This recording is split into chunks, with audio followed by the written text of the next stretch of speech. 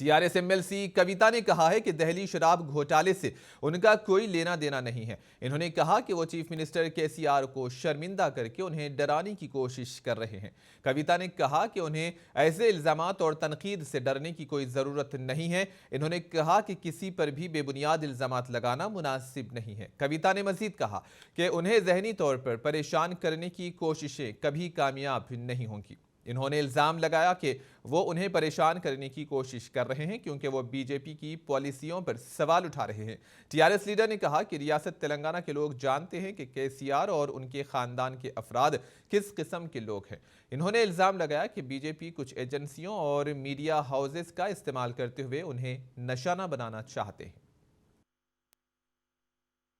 Today I want to make it very, very clear that the allegations that are made on me by BJP party and their party people are completely baseless. The allegations will certainly remain an allegations. They have all the agencies in their hands. They can do whatever investigation that is required. We will completely cooperate. But I just want to say it in front of the nation that my leader, Honorable KCR Garu, who is the Chief Minister of Telangana, has been very vocal and has been very sharp in criticizing the policies of Bharatiya Janata Party government. I believe, we believe, and today people of Telangana believe that rattled by the allegations made by Honorable CM, the Bharatiya Janata Party is trying to malign the reputation of our family. I just want to say this to the nation today. We are the family of fighters.